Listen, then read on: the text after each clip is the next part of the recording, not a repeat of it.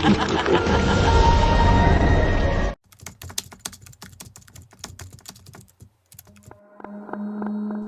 रात धनपुरा गांव की हवा भी अजीब सी खामोशी में डूबी हुई थी, जैसे रात भी किसी अनदेखे साए के आने का इंतजार कर रही हो।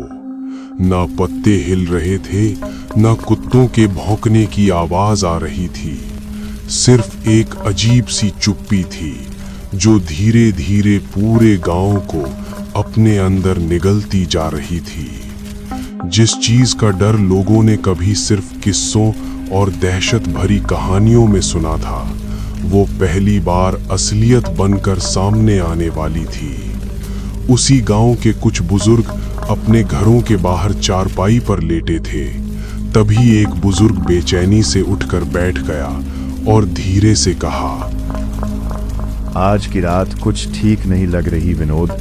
पता नहीं क्यों, लेकिन मन बार बार घबरा रहा है।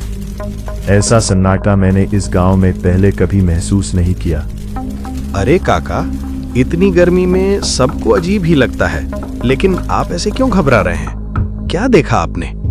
बुजुर्ग ने आसमान की तरफ देखा, जहां काले बादल धीरे धीरे फैल रहे थे।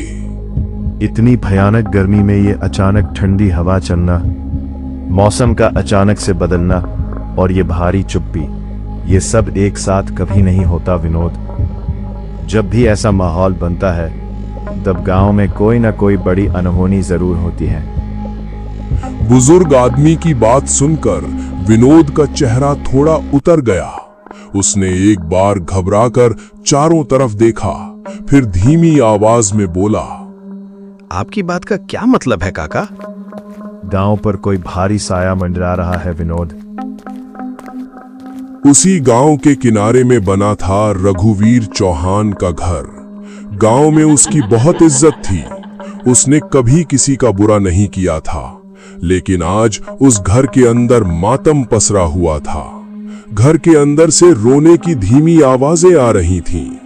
रघुवीर की पत्नी अपने 3 साल के बेटे आदित्य को गोद में लिए बैठी थी। बच्चे का शरीर आग की तरह तप रहा था। आदित्य बेटा, आंखें खोलो। देखो, मैं यही हूँ तुम्हारे पास। तुम्हें कुछ नहीं होगा, तुम बहुत जल्द ठीक हो जाओगे।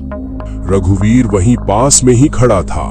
उसका चेहरा पसीने से भीगा हुआ था, लेकिन ये पसीना सिर्फ गर्मी का नहीं था।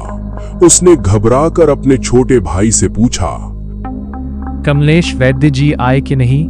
देख नहीं रहे आदित्य की तबीयत हर पल बिगड़ती जा रही है। उसका शरीर आग की तरह तप रहा है।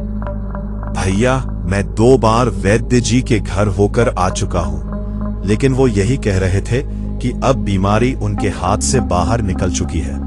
उनके पास जितनी जड़ी बूटी थी सब दे दी, लेकिन आदित्य के शरीर पर किसी दवा का असर ही नहीं हो रहा। कमलेश की बात सुनते ही पूरे घर में एक भारी सन्नाटा छा गया। ऐसा लगा जैसे एक पल के लिए सबकी सांसें रुक गई हों। आदित्य की मां खुद को संभाल नहीं पाई। वो जोर से चीख पड़ी, नहीं, ऐसा मत बोलो, मेरा बच्चा ठीक हो जाएगा। तुम लोग खड़े क्या हो? किसी बड़े डॉक्टर को बुलाओ। रघुवीर की आंखें भर आईं। वो बच्चे के पास बैठ गया। आदित्य बेटा, देखो, मैं हूँ, तुम्हें कुछ नहीं होगा। तुम जल्दी ठीक हो जाओगे। हम कल मेले में भी जाएंगे, तुम्हें नई बांसुरी दिलाएंगे। लेकिन तभी अचानक आदित्य का शरीर एक झटके से कांप उठा। उसकी आंखें खुल गईं और वो सीधे दरवाजे की तरफ देखने लगा। कमरे में बैठे सभी लोग डर गए। रघुवीर ने धीरे धीरे मुड़कर दरवाजे की तरफ देखा, लेकिन वहां कोई नहीं था। उसने कांपती आवाज में कहा, ये एक किसको देख रहा है? आदित्य की मां ने पीछे मुड़कर देखा, फिर धीरे से बोली, बेटा, वहाँ कोई नहीं है। लेकिन आदित्य की आंखें अब भी उसी दिशा में जमी हुई थीं, जैसे दरवाजे पर कोई खड़ा हो। फिर उसके होंठ धीरे धीरे हिलने लगे। पा पा। मां झट से उसके पास झुक गई। क्या बोल रहे हो बेटा? किसे बुला रहे हो तुम? आदित्य, मेरी तरफ देखो। देखो, माँ यही है तुम्हारे पास। ऐसे दरवाजे की तरफ मत देखो बेटा, मुझे डर लग रहा है। लेकिन अचानक उसकी सांसें तेज हो गईं। आदित्य की बिगड़ती हालत देखकर रघुवीर घबरा कर बोला, आदित्य बेटा आंखें बंद मत करो, मेरी तरफ देखो, सांस लेते रहो बेटा, सुन रहे हो ना मुझे? उसने बच्चे का हाथ पकड़ा, लेकिन वो छोटा सा हाथ धीरे धीरे ठंडा पड़ने लगा और अगले ही पल एक लंबी सांस के साथ सब कुछ शांत हो गया। पूरा घर जैसे एक पल के लिए रुक गया। किसी की हिम्मत नहीं हो रही थी कुछ बोलने की। फिर एक आदमी ने कांपती आवाज में कहा, रघुवीर, खुद को संभालो। हम समझ सकते हैं तुम्हारे ऊपर क्या बीत रही है, लेकिन सच यही है, आदित्य अब इस दुनिया में नहीं रहा। उस आदमी की बात सुनते ही आदित्य की मां जोर से चीख पड़ी। उसने बच्चे को और कसकर अपनी छाती से लगा लिया। मेरा बच्चा मुझसे कोई नहीं छीन सकता। तुम लोग झूठ बोल रहे हो। मेरा आदित्य जिंदा है। देखो, अभी उसकी सांसें चल रही है। उसकी आंखों से आंसू नहीं निकल रहे थे, लेकिन ऐसा लग रहा था जैसे अंदर से सब कुछ टूट चुका हो। तभी अचानक आसमान में तेज बिजली चमकी और उसी रोशनी में एक पल के लिए ऐसा लगा जैसे दरवाजे पर कोई परछाई खड़ी हो, लंबी, काली और बिल्कुल स्थिर। रघुवीर डर कर खड़ा हो गया। कौन है वहां? लेकिन अगले ही पल वो परछाई गायब हो गई। परछाई के गायब होते ही कमरे में फिर से सन्नाटा फैल गया, लेकिन किसी को ये अंदाजा भी नहीं था कि ये सिर्फ एक बच्चे की मौत नहीं थी, बल्कि किसी बहुत भयानक चीज की शुरुआत थी। तभी गांव का एक बुजुर्ग आदमी धीरे से बोला, रघुवीर, रात काफी हो चुकी है। सुबह होते ही बच्चे का अंतिम संस्कार कर देना चाहिए। रघुवीर ने धीरे से सिर हिला दिया, लेकिन अचानक आदित्य के पास रखा दिया अपने आप बुझ गया। पूरा आंगन अंधेरे में डूब गया। एक पल के लिए सबकी सांसें थम गईं। ये हवा कैसे चल गई? लेकिन सच ये था, वहां कोई हवा नहीं चल रही थी। सब कुछ बिल्कुल स्थिर था। तभी एक औरत घबरा कर चिल्लाई, देखो, देखो उसके हाथ। सबकी नजरें एक साथ उस शरीर पर टिक गईं। सफेद कपड़े के नीचे जैसे उसकी उंगलियां हल्के हल्के हिल रही थीं। रघुवीर का दिल जोर से धड़कने लगा। वो धीरे धीरे आगे बढ़ा। नहीं, ये मेरा वहम है। और घुटनों के बल बैठ गया। फिर उसने कांपते हाथों से थोड़ा सा कपड़ा हटाया। आदित्य का चेहरा बिल्कुल शांत था, उसमें कोई हरकत नहीं थी। रघुवीर ने गहरी सांस लेते हुए नम आवाज में बोला, कुछ नहीं है, तुम लोगों को भ्रम हो रहा है। इधर भैरवपुर गांव, जो धनपुरा से बस कुछ ही कोस दूर था, लेकिन उस रात दोनों गांवों के बीच जैसे कोई अदृश्य डोर बंधने जा रही थी। वही तपती रात, लेकिन यहाँ हवा में एक अजीब सी बेचैनी थी। गांव के किनारे कच्चे रास्ते पर एक बैलगाड़ी धीरे धीरे आगे बढ़ रही थी। उस बैलगाड़ी को शिवनाथ चला रहा था। करीब 23 साल का जवान लड़का, मजबूत शरीर, लेकिन चेहरे पर हल्की थकान। उसके साथ उसका दोस्त गोवर्धन बैठा था। उसकी अरे जल्दी चल शिवनाथ, देख कितना अंधेरा होने लगा है। अगर देर से घर पहुंचे तो तेरी माँ पहले तेरे कान पकड़ेगी और फिर मुझे भी नहीं छोड़ेगी। की बात सुनकर शिवनाथ हल्का सा मुस्कुराया। डांटेगी नहीं गोवर्धन, आज तो माँ मुझे देखते ही खुश हो जाएगी। क्यों भाई, भला आज ऐसा क्या है? इतनी रात हो चुकी है, पूरा रास्ता सुनसान पड़ा है, फिर भी तू ऐसे मुस्कुरा रहा है जैसे तुझे किसी बात का डर ही नहीं है। शिवनाथ ने जेब से एक छोटा सा कपड़ा निकाला जिसमें कुछ पैसे बंधे थे। आज शहर से फसल की रकम मिली है, सोच रहा हूँ कल बाजार जाकर माँ के लिए नई चूड़ियां ले आओ। उसकी बात सुनकर गोवर्धन हंस पड़ा। अरे वाह, आज तो तू सच में बड़ा जिम्मेदार बेटा बन गया है। लगता है शहर की नौकरी ने तुझे पूरी तरह बदल दिया, वरना पहले तो तू अपनी कमाई खुद पर ही उड़ा देता था। दोनों हंसने लगे, लेकिन अचानक बिना किसी वजह के बैल रुक गए। शिवनाथ ने लगाम खींचते हुए बोला, क्या हुआ? चलो रे, वैसे भी देर हो चुकी है। लेकिन बैल आगे बढ़ने को तैयार ही नहीं थे। उनकी आंखें डर से फैल गई थीं और वो सामने अंधेरे में घूर रहे थे। गोवर्धन ने भी डरते हुए आगे देखा। क्यों रे, वहां कुछ दिखाई दिया क्या तुझे? तू अचानक ऐसे रुक क्यों गया? और इस तरह अंधेरे में क्या घूर रहा है? हमें तो कुछ भी नजर नहीं आ रहा वहां। शिवनाथ ने आंखें सिकोड़ कर देखा, लेकिन वहां सिर्फ अंधेरा ही अंधेरा था। कुछ नहीं है रे, तू भी ना बेवजह डर जाता है। चल जल्दी निकल यहाँ से। वैसे ही ये सुनसान रास्ता मुझे ठीक नहीं लग रहा। उसने बैलों को आगे बढ़ने के लिए आवाज लगाई। हट, चल। जैसे ही बैल आगे बढ़े, अचानक हवा का एक तेज झोंका आया और उसी के साथ एक अजीब सी ठंडक फैल गई। उस ठंडी हवा से शिवनाथ का हाथ एक पल के लिए कांप गया। तूने महसूस किया अचानक से ये हवा इतनी ठंडी कैसे हो गई? अभी कुछ देर पहले तक तो गर्मी से जान निकल रही थी, लेकिन अब ऐसा लग रहा है जैसे कोई बर्फीली चीज हमारे पास से गुजरी हो। दोनों कुछ पल के लिए चुप हो गए और फिर अचानक एक जोरदार आवाज आई। उस आवाज को सुनकर बैल बुरी तरह बिदक गए, जिससे गाड़ी का संतुलन बिगड़ गया और अगले ही पल शिवनाथ नीचे गिर पड़ा। उसका पैर सीधे बैलगाड़ी के भारी पहिए के नीचे आ गया। उसकी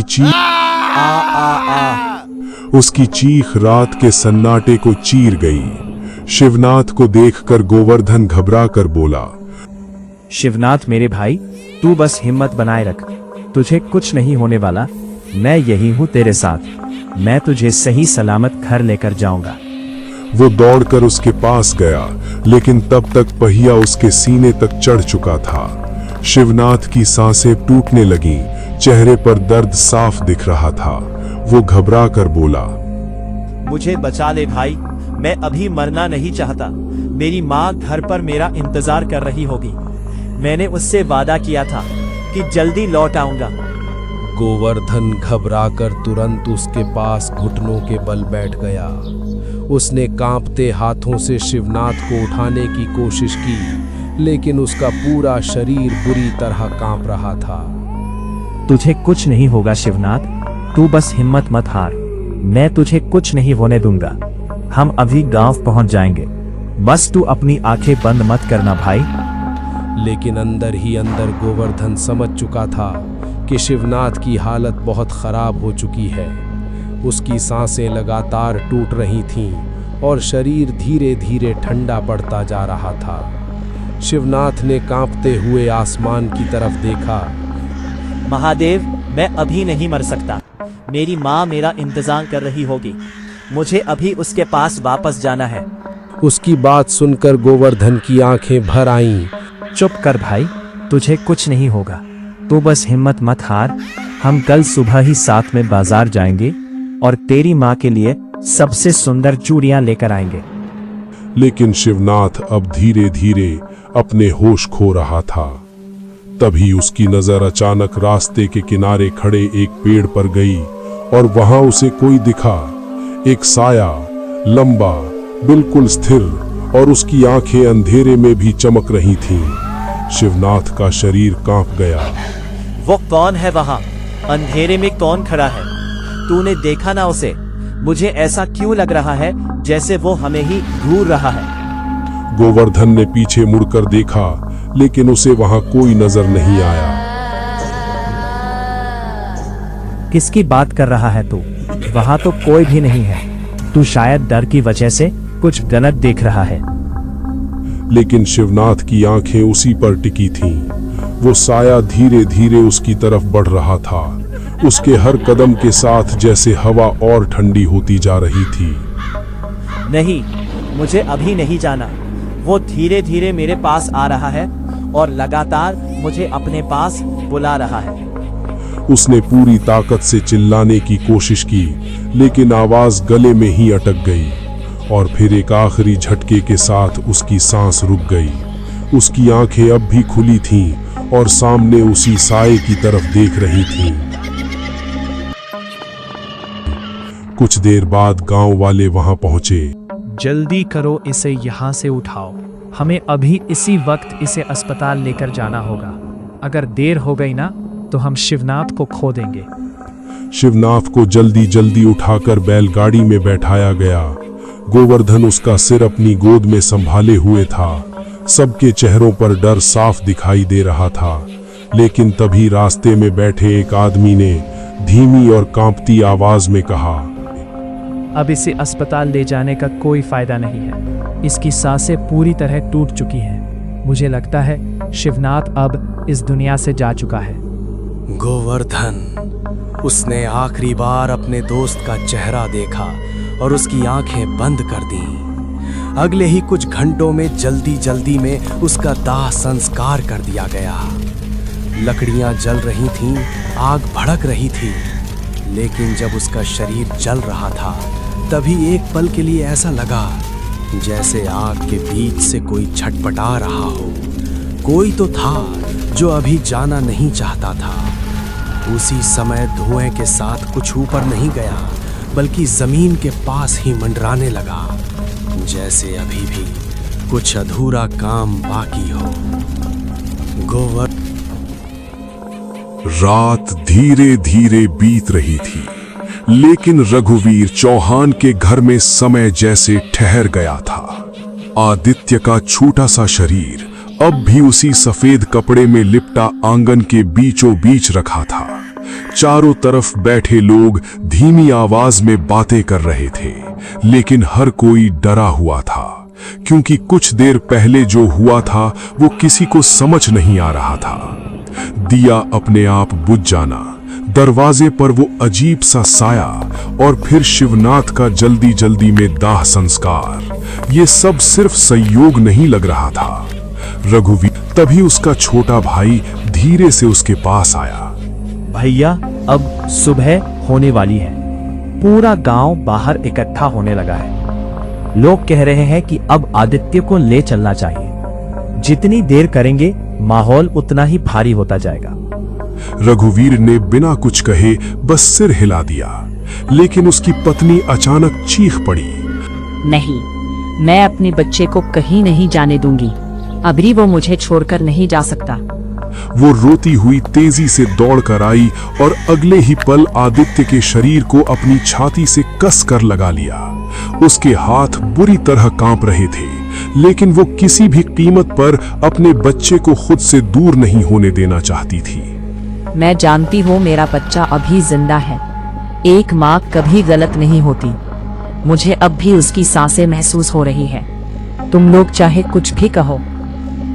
तभी गांव की एक बूढ़ी औरत धीरे धीरे उसके पास आई। उसकी आंखों में भी आंसू थे। वो आदित्य की मां के कंधे को पकड़कर उसे समझाने लगी। बहू, अब जिद छोड़ दे। अब इसे ऐसे पकड़े रहने से कुछ नहीं बदलेगा। शायद भगवान को यही मंजूर था।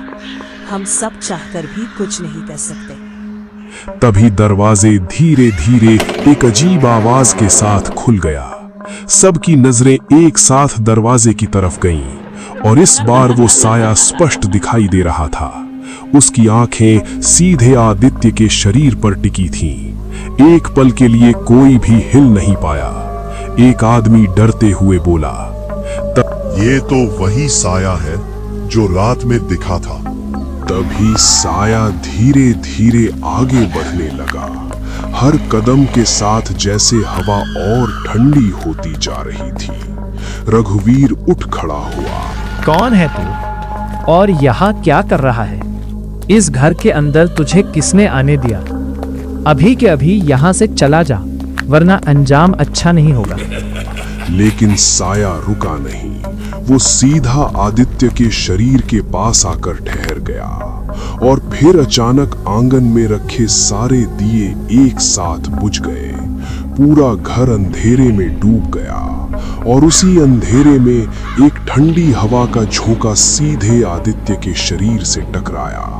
उसकी मां डर से चीख पड़ी। उसे ऐसा लगा जैसे किसी ने उसके बच्चे को छीनने की कोशिश की हो, लेकिन अगले ही पल सब कुछ शांत हो गया। हवा रुक गई, आवाजें थम गईं और धीरे धीरे आंगन में फिर से हल्की रोशनी होने लगी। सबकी नजरें एक साथ उस छोटे से शरीर पर टिक गईं। कुछ पल कोई हरकत नहीं हुई। फिर अचानक सफेद कपड़े के नीचे एक हलचल हुई। उस हलचल को देखकर एक आदमी डर के मारे पीछे हट गया। ये फिर से हिल रहा है। अभी तो सब शांत था, फिर अचानक इसे क्या हो गया? लगता है इसके अंदर कहीं ना कहीं जान बची है। रघुवीर का दिल तेजी से धड़कने लगा। उसकी सांसें तेज हो गईं, लेकिन फिर भी वो हिम्मत करके धीरे धीरे आगे बढ़ा। उसकी आंखें आदित्य पर टिकी हुई थीं। हर कदम के साथ उसका डर और बढ़ता जा रहा था। ये सच नहीं हो सकता। मैं इसे मानने के लिए तैयार नहीं हूँ। भला ऐसा कैसे हो सकता है? उसने कांपते हाथों से कपड़ा हटाया। आदित्य का चेहरा पहले जैसा नहीं था। उसकी आंखें धीरे धीरे खुल रही थी, लेकिन उन आंखों में अब मासूमियत नहीं थी, कुछ और था। उसके होंठ धीरे से हिले। पिताजी, मुझे क्या हुआ था? आप सब लोग मुझे कपड़े से ढके हुए क्यों हो? और सब लोग ऐसे डर क्यों रहे हैं? आदित्य को जीवित देखकर उसकी मां की आंखों में उम्मीद चमक उठी। मैंने कहा था ना, मेरा बच्चा जिंदा है। तुम लोग बेवजह डर रहे थे। वो बस बेहोश हो गया था, लेकिन वो मरा नहीं है। मेरा बेटा वापस आ गया है। आदित्य की मां ने उसे गले लगा लिया, लेकिन जैसे ही उसने उसे छुआ, उसका शरीर बर्फ की तरह ठंडा था। वो एक पल के लिए वहीं ठिठक गई। इसका शरीर इतना ठंडा क्यों है? तुम लोग कुछ भी कहते रहो, लेकिन ये मेरा बच्चा है। मैं इसे कैसे नहीं पहचानूंगी? मैंने इसे अपने पेट में रखा है। मैं इसकी हर सांस जानती हूँ। आदित्य धीरे धीरे उठकर बैठ गया। उसकी गर्दन अजीब तरीके से झुकी हुई थी और फिर उसने अपनी नजर सीधे दरवाजे की तरफ घुमाई, जहां कुछ देर पहले वो साया खड़ा था। और फिर उसके होठों पर एक हल्की सी मुस्कान आई। उसकी मुस्कान को देखकर रघुवीर डर गया। ये मेरा बेटा नहीं है। मेरे बेटे की मुस्कान में जो मासूमियत थी वो इसमें नहीं है। ये कोई और ही है, या फिर मेरे बच्चे के साथ कुछ बहुत गलत हो चुका है। लेकिन उसकी मां अब भी उसे सीने से लगाए हुए थी। आदित्य ने धीरे धीरे चारों तरफ देखा, जैसे वो इस जगह को पहचानने की कोशिश कर रहा हो।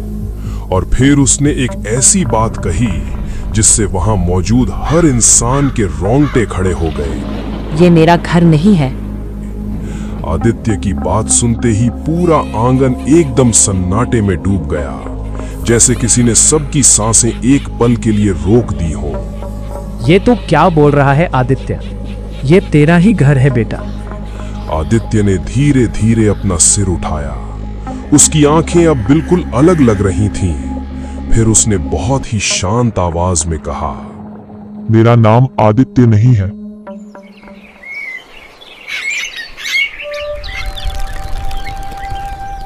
सुबह पूरी तरह हो चुकी थी, लेकिन उस घर में रात अभी भी बाकी थी। रघुवीर के आंगन में बैठे लोग धीरे धीरे उठकर जाने लगे। कोई कुछ नहीं बोल रहा था, क्योंकि जो उन्होंने रात में देखा था उसे शब्दों में बयान करना आसान नहीं था। आदित्य अब चुपचाप एक कोने में बैठा था। उसकी माँ उसके पास बैठी थी, डर और ममता के बीच फंसी हुई। बेटा, कुछ तो खा ले। 2 दिनों से तूने एक निवाला तक नहीं खाया। ऐसे खुद को तकलीफ मत दे बेटा। तेरी ये हालत अब मुझसे देखी नहीं जा रही। उसने धीरे से रोटी का टुकड़ा आगे बढ़ाया, लेकिन आदित्य ने उसकी तरफ देखा भी नहीं। उसकी नजरें घर के बाहर रास्ते पर टिकी थी, जैसे वो किसी का इंतजार कर रहा हो। रघुवीर ने सख्त आवाज में पूछा। तुझे आखिर क्या हुआ है? तू इस तरह लगातार बाहर क्यों देख रहा है, जैसे वहां कोई खड़ा हो? आदित्य ने धीरे से उसकी तरफ देखा और बहुत शांत आवाज में बोला, मुझे यहाँ बिल्कुल अच्छा नहीं लग रहा, पता नहीं क्यों, लेकिन इस घर में आते ही मुझे अजीब सा डर और बेचैनी महसूस होने लगती है। ऐसा क्यों बोल रहे हो बेटा? अचानक इस घर से तुझे इतनी घबराहट क्यों होने लगी? क्या तूने कुछ देखा है? क्योंकि ये घर मुझे अपना नहीं लगता। ऐसा लगता है जैसे मैं किसी दूसरे जगह पर आ गया हूँ। रघुवीर के चेहरे पर गुस्सा और डर दोनों एक साथ उभर आए। बस बहुत हो गया ये सब। तू मेरा ही बेटा है, समझा? अब ऐसी अजीब बातें करना बंद कर दे। अगर मैं तेरा बेटा हूँ तो फिर मुझे भैरवपुर गांव का रास्ता कैसे याद है? वहाँ तो मैं कभी गया ही नहीं। ये सुनते ही रघुवीर चुप हो गया। तभी आदित्य धीरे धीरे खड़ा हुआ। उसके पैर कमजोर नहीं थे, बल्कि अजीब तरह से ठोस और भारी लग रहे थे। चल मैं तुझे खुद वहाँ ले चलता हूँ, फिर तुझे भी पता चल जाएगा कि आखिर मैं कहाँ मरा था और क्यों मुझे वो जगह आज तक भूल नहीं पाया। ये सुनते ही घर के अंदर सन्नाटा छा गया। तभी उसकी माँ घबरा कर बोली, नहीं, तुम कहीं नहीं जाओगे। आदित्य ने उसकी तरफ देखा और बहुत धीमी आवाज में कहा, अगर हम वहाँ नहीं गए तो फिर वो खुद यहाँ आ जाएगा और उस वक्त शायद उसे रोकना किसी के बस में नहीं होगा। कौन आ जाएगा? आखिर किसकी बात कर रहे हो तुम? आदित्य ने कोई जवाब नहीं दिया, बस दरवाजे की तरफ चल पड़ा। शिवनाथ। जैसे ही उसके मुंह से शिवनाथ का नाम निकला, अचानक चारों तरफ से अजीब और डरावनी आवाजें गूंजने लगी, जैसे दिन के उजाले में कोई अनदेखी चीज जाग उठी हो। इसी डर और उलझन के साथ कई दिन बीत गए, लेकिन एक दिन कुछ लोग धीरे धीरे धनपुरा की तरफ आते नजर आए। उनके चेहरे पर डर भी था और उम्मीद भी। सबसे आगे एक बूढ़ी औरत चल रही थी। वो चलते चलते बार बार रुक जाती, जैसे उसके कदम आगे बढ़ने से डर रहे हों। उसने कांपती आवाज में गोवर्धन से पूछा, क्या यही वो घर है जिसके बारे में गांव वाले बात कर रहे थे? गोवर्धन ने धीरे से सिर हिलाया। हाँ काकी, यही रघुवीर का घर है। बूढ़ी औरत कुछ पल तक उस घर को टकटकी लगाकर देखती रही और धीरे धीरे उसकी आंखें आंसुओं से भरने लगी, जैसे उस जगह से जुड़ी कोई पुरानी दर्दनाक याद फिर से जिंदा हो गई हो। मेरा बच्चा सच में यही है। मुझे उसकी मौजूदगी साफ महसूस हो रही है। अगर गांव वालों की बातें सच हैं, तो शिवनाथ अभी भी इसी घर में है। इतने में रघुवीर धीरे धीरे घर के बाहर आया, लेकिन सामने खड़े उन लोगों को देखते ही उसके चेहरे के भाव अचानक बदल गए और फिर उसने हैरानी भरी आवाज में पूछा, कौन हो तुम लोग और आखिर किस वजह से मेरे घर आए हो? क्या चाहते हो तुम मुझसे? मैं शिवनाथ की माँ हूँ और मैं यहाँ सिर्फ अपने बेटे से मिलने आई हूँ, क्योंकि मुझे पूरा यकीन है कि वो आज भी इसी घर में मौजूद है। ये नाम सुनते ही रघुवीर का चेहरा बदल गया। उसकी सांस जैसे अटक गई। आंगन में खड़े बाकी लोग भी चुप हो गए। कुछ पल तक वहां भारी खामोशी छाई रही। फिर बूढ़ी औरत ने नम आंखों से कहा, हमें अपने बेटे से मिलना है। रघुवीर ने तुरंत जवाब दिया, तुम लोग कुछ गलत समझ रहे हो। अंदर जो है वो शिवनाथ नहीं, मेरा बेटा आदित्य है और मैं किसी को भी उसे परेशान नहीं करने दूंगा। नहीं, एक माँ अपने बच्चे की आवाज कभी नहीं भूलती और ना ही उसकी मौजूदगी को गलत पहचान सकती है। मुझे पूरा यकीन है मेरा शिवनाथ अभी भी जिंदा है। इतने में घर के अंदर बैठे आदित्य के कानों तक बाहर की आवाज पहुंची। वो आंगन के बीच चुपचाप बैठा था, सिर नीचे झुका हुआ था। उसके सामने मिट्टी पर अजीब निशान बने हुए थे, जैसे वो किसी चीज को उंगली से बना रहा हो। लेकिन जैसे ही उसने शिवनाथ नाम सुना, उसका शरीर अचानक कांप उठा। धीरे धीरे उसने अपना सिर उठाया। उसकी आंखों में एक अजीब चमक उभर आई। फिर अगले ही पल वो तेजी से दरवाजे की तरफ भागा। रघुवीर घबरा गया। इतने में आदित्य बेटा रुको, बाहर मत जाओ। लेकिन वो नहीं रुका। जैसे ही उसने उस बूढ़ी औरत को देखा, उसकी सांसें तेज हो गईं, उसकी आंखें भर आईं, उसके होंठ कांपे और फिर उसके मुंह से बहुत धीमी आवाज निकली, माँ। पूरा आंगन एकदम शांत हो गया, क्योंकि वो आवाज किसी छोटे बच्चे की नहीं थी। वो एक जवान आदमी की भारी आवाज थी। बूढ़ी औरत के हाथ कांपने लगे। शिवनाथ, मेरा बेटा तू कैसा है? आदित्य धीरे धीरे उसके करीब गया।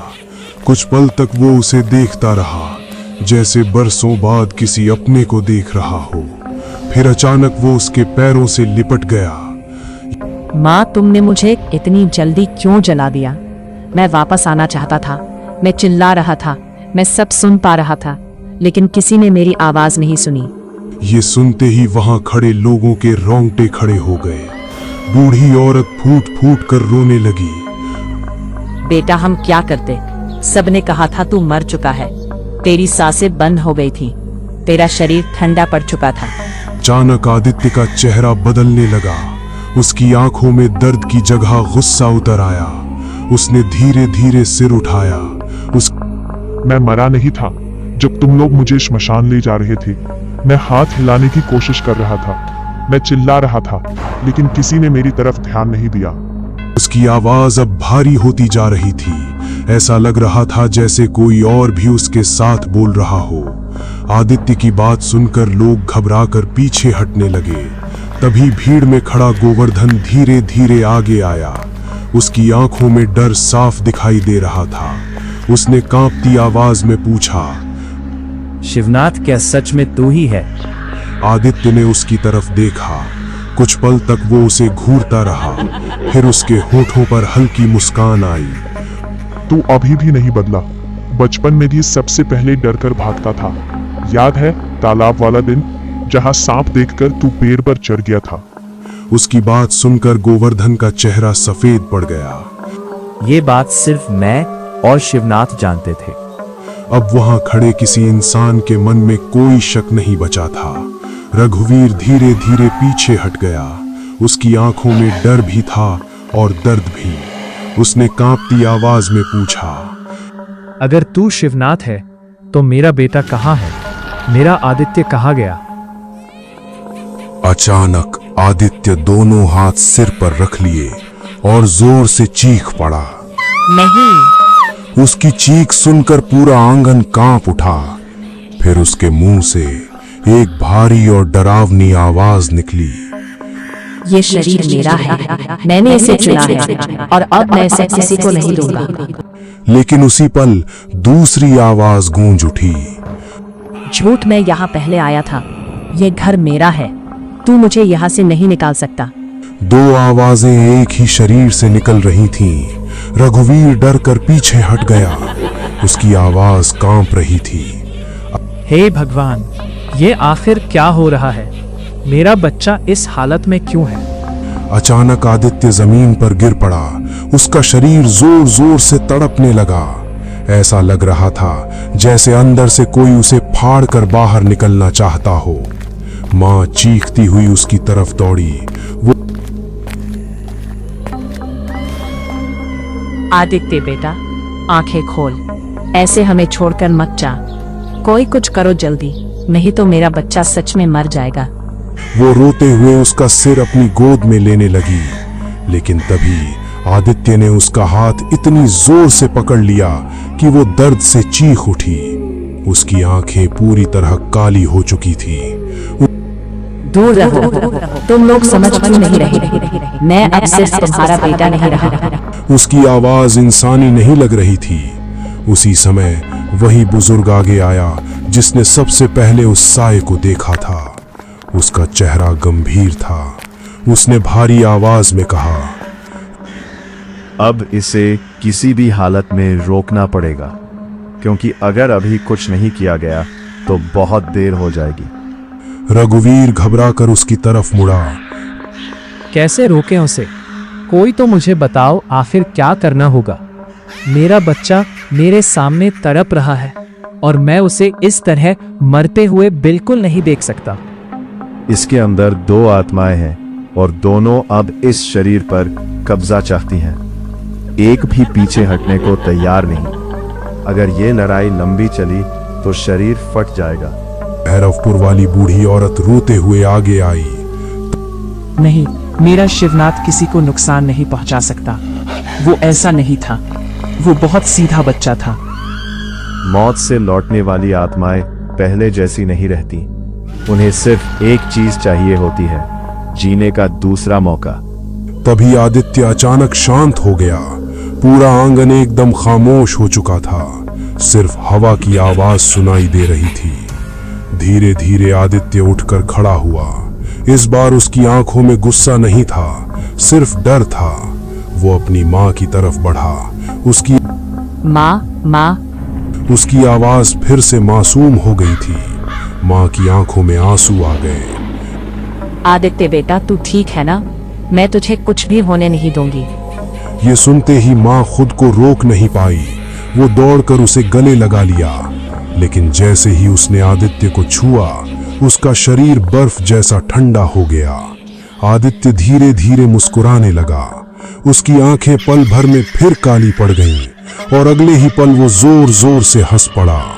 उसकी हंसी सुनकर पूरा आंगन कांप उठा। ये सुन तुम लोग अब भी नहीं समझे। ये शरीर अब किसी एक का नहीं रहा। अब हम दोनों इसके अंदर हैं और अब कोई भी हमें अलग नहीं कर सकता। तभी आसमान में जोरदार बिजली कड़की और उसी पल आदित्य का शरीर जमीन से ऊपर उठ गया।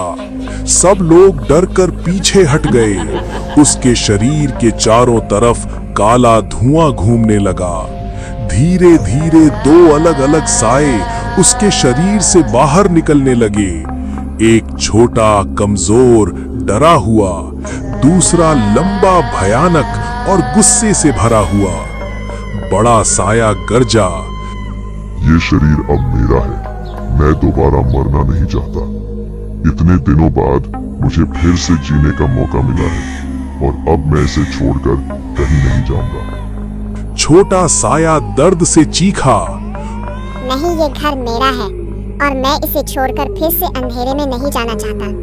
मुझे मेरी माँ के पास रहने दो। पूरा आंगन धूल और हवा से भर गया। पेड़ जोर जोर से हिलने लगे। खिड़कियां अपने आप बंद होने लगीं। रघुवीर रोते हुए चिल्लाया, हे भगवान, मेरे बच्चे को बचा लो। उसने किसी का कभी क्या बिगाड़ा था जो उसे इतनी बड़ी सजा मिल रही है। भैरवपुर वाली बूढ़ी औरत हाथ जोड़कर रोने लगी। शिवनाथ बेटा, उसे छोड़ दे। तू इस दुनिया से जा चुका है। अब किसी और की जिंदगी मत छीन। अपनी माँ की बात मान ले बेटा। कुछ पल के लिए छोटा साया शांत हो गया। उसने अपनी माँ की तरफ देखा। माँ, मैं अकेला नहीं रहना चाहता। मुझे बहुत डर लगता है। तू अकेला नहीं होगा बेटा। मैं हर दिन तेरे लिए दिया जलाऊंगी, लेकिन अब लौट जा। इतना सुनते ही छोटा साया धीरे धीरे कमजोर पड़ने लगा। लेकिन तभी बड़ा साया गुस्से में चीख उठा, नहीं, मैं फिर से मरना नहीं चाहता। मैं अंधेरे में वापस नहीं जाऊंगा। उसकी चीख के साथ पूरा आंगन कांप उठा। फिर अचानक एक तेज सफेद रोशनी चारों तरफ फैल गई। वो रोशनी इतनी तेज थी कि सबको अपनी आंखें बंद करनी पड़ी और अगले ही पल सब कुछ शांत हो गया। हवा रुक चुकी थी। बादल धीरे धीरे हटने लगे थे।